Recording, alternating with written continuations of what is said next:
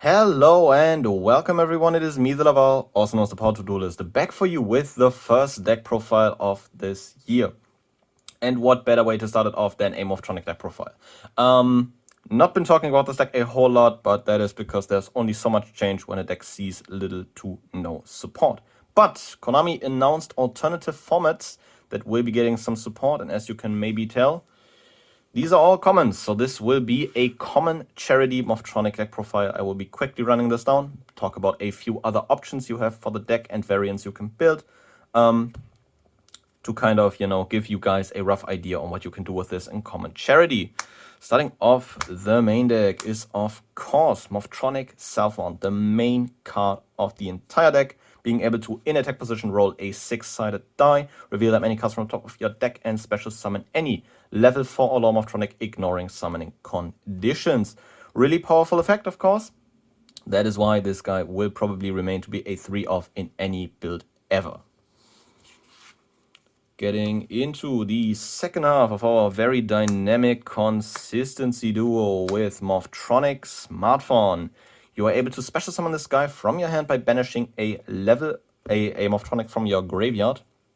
And the attack position effect is very similar to Saffron. You roll a 6-sided die, reveal that many cards from the top of your deck, but you can add any Morphtronic card from those to your hand.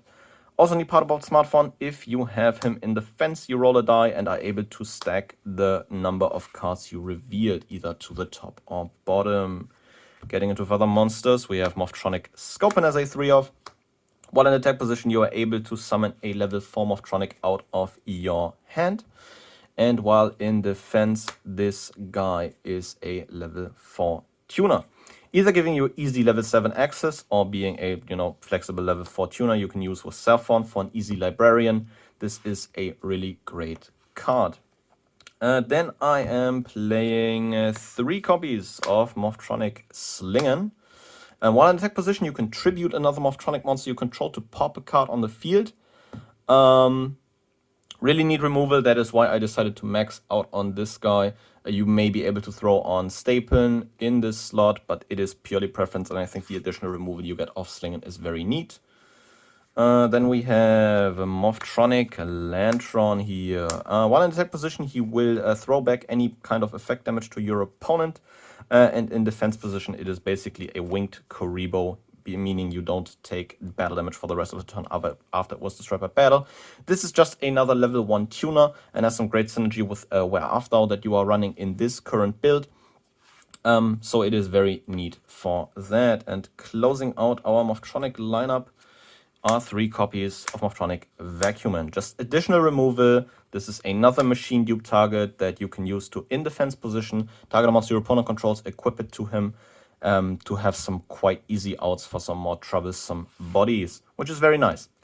Also gives you more level 1s and more Where After targets and stuff you can link off. Then I actually threw in some hand traps here. You can swap these around. I put in 3 Drolan Log as I do have these lying around. If you have common Ash Blossoms, these could also be common Ash. Next up we have 3 Effect Veiler. I'm currently running 2 level 1 hand traps because you can also search these off Where After if you don't need it for the extension, which is very nice, being able to kind of search interruptions that way. These could also be Ash Blossoms if you have them, or DD Crow is also a card I will later talk about, but I'm currently main decking these.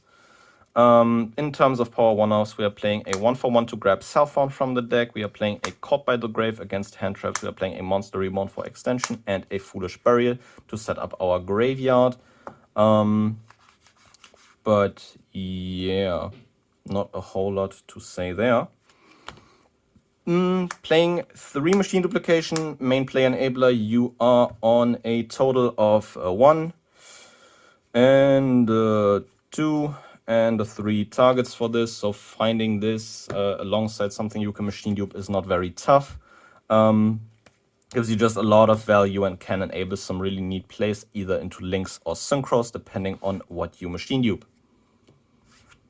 In terms of further extenders, we are playing 3 Junk Box, being able to revive any level 4 or lower Morphtronics from the Morphtronic monster from the graveyard. or one Morphtronic level 4 or lower Morphtronic monster from the graveyard, but it gets popped in the end phase. Doesn't really matter. You will use it for an extra deck play in any way, shape, or form. Anyways, went down to 3 repair unit, which is the only equip spell in this list, which makes me quite sad, because the level 7 access is really rough if you don't have a second level 3 tuner, but repair unit is still great. Pitching a Morphtronic monster from your hand to target a Morphtronic in your graveyard to special summon that target, the second target, that is. And yeah, just having that, I guess, archetype of Premature Burial just for a singular discard is very nice. Also gets you additional Morphtronics out of the hand because you can revive the monster you sent for cost. Closing off the main deck, as previously mentioned, 3 copies of Way Off, though. If you control a level 1, add another level 1 from deck to hand. Can fetch you basically anything you would need. You can fetch Cell Phone if you don't have already access to it. You can fetch a smartphone if you don't have it. Or, you know, in a worst case scenario, you just grab one of the hand traps you are running. Even with, I know, 18 Morphtronics, even with 18 Morphtronic names, even if that seems very low, I didn't run into too many consistency issues. Running over the extra deck real quick. Playing the 1 Power Tool Dragon, this is purely here to grab a repair unit in a situation where you need it. Otherwise, you may want to turn this into another Synchro later down the line. Cosmic Blazer Dragon, if you want to go all in, this is a really powerful bomb you can drop, being a basically Omni Negate, or, you know, something that can negate an attack, is really powerful in such a simplified format, so this might be something to consider as well.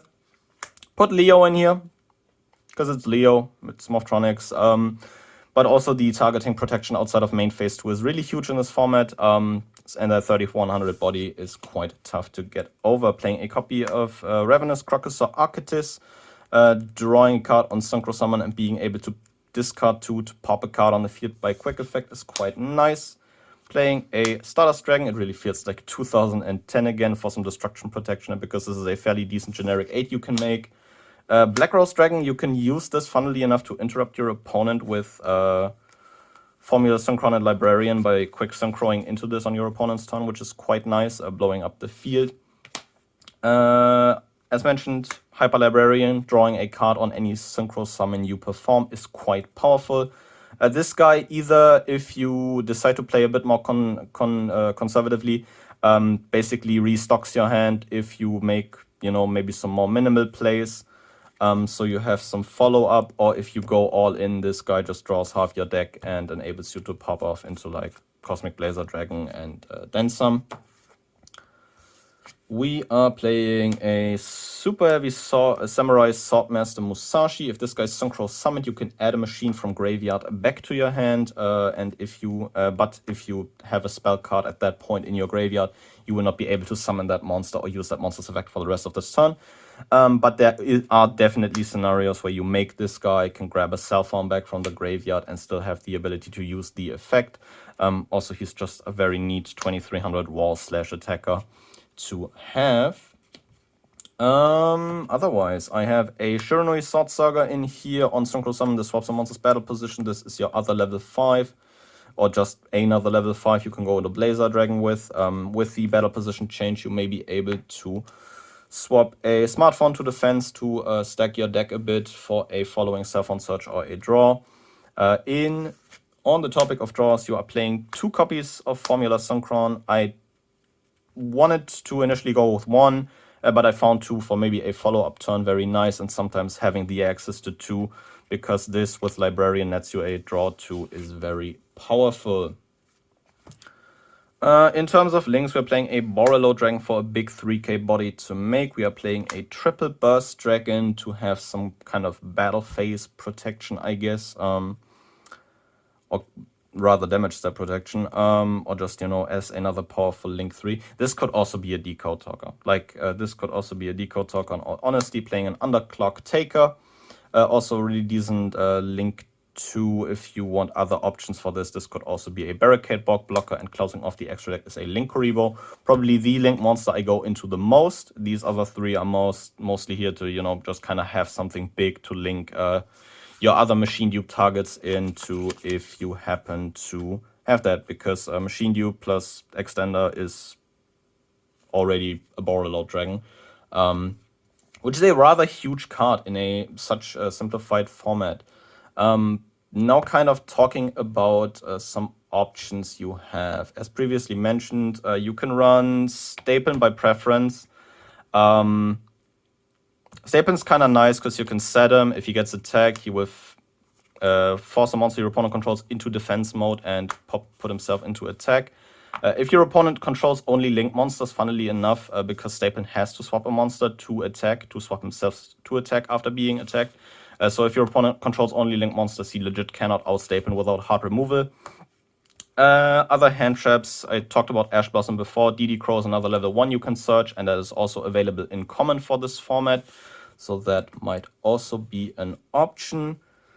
Dice Dice is a card that can, notice the word can search you either Self Fawn or the Smartphone if you are feeling very lucky and decide to roll a 1 or 6 every time. Otherwise, this could prove quite bricky in some situations. Another extender I was actually considering for a good while is unironically Double Summon. This gets around the Where After burn rather easily, because Where After will burn you in the end phase for 2000 if you do not normal summon that monster. And it's also just a fairly decent extender. I think you can maybe make this work in a build with Staplen as well, because then you don't mind the extra normal summons that much. But in the end, it's preference. You could probably put this in for some of the hand traps I was running if you find it too bricky, but the hand traps didn't bother me too much in testing. Another card I would usually be running in a Morphtronic deck could be Pot of Desires. I think this is much worse when you go into this more like Synchro Spam-esque playstyle.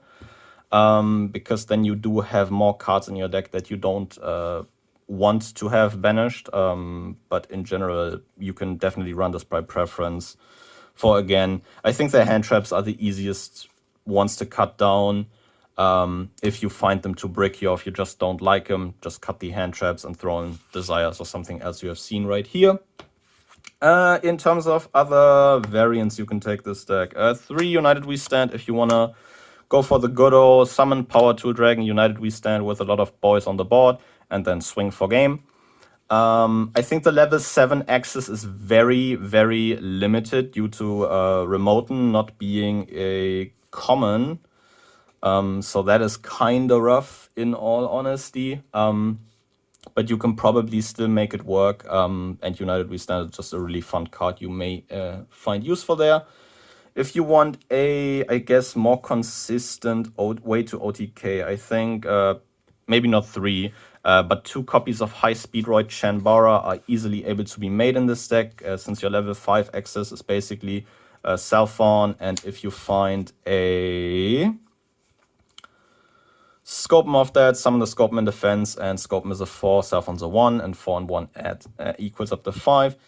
This guy being able to just, casually attack twice, especially in combination with a card such as Limiter Removal, is quite nice and gives you some very neat OTK routes. If you are looking for something that may have a bigger body than 2k, on further research, I saw that Dark Strike Fighter has a common printing, and that is the biggest machine synchro you can probably rather easily make. Otherwise, this is perfectly serviceable because it's 4k under limiter removal and it can attack twice. What's the opponent gonna do? Mirror Force you? But yeah, I think with all that out of the way, we have our bases covered. Do I believe that Morphtronics will be a competitive threat in common charity? Probably very much not. But this is still just in the normal advanced TCG, a very fun deck that has a lot of build options, as you have seen. I think I have talked about a myriad of cards just now that you can still experiment and test with, depending on where you will be taking this for common charity duels or maybe even tournaments. And And that's kind of the beauty of the deck. It's a very flexible kind of combo toolbox that you can very much tutor into a build-a-board style, as this probably more resembles, or just a very simple hit fast, hit hard deck. But with all that out of the way, I would like to know your thoughts on the new common charity format. What decks will you be playing? Will you be maybe playing Morphtronics? I don't know. If I find like an opportunity to play a common charity game or two, I'll probably throw this deck down. It hasn't treated me too terribly in testing. But yeah, with all that out of the way, again, leave your opinions down below. And I will thank you guys very much for watching. And I will see you guys again next time. But until then, goodbye.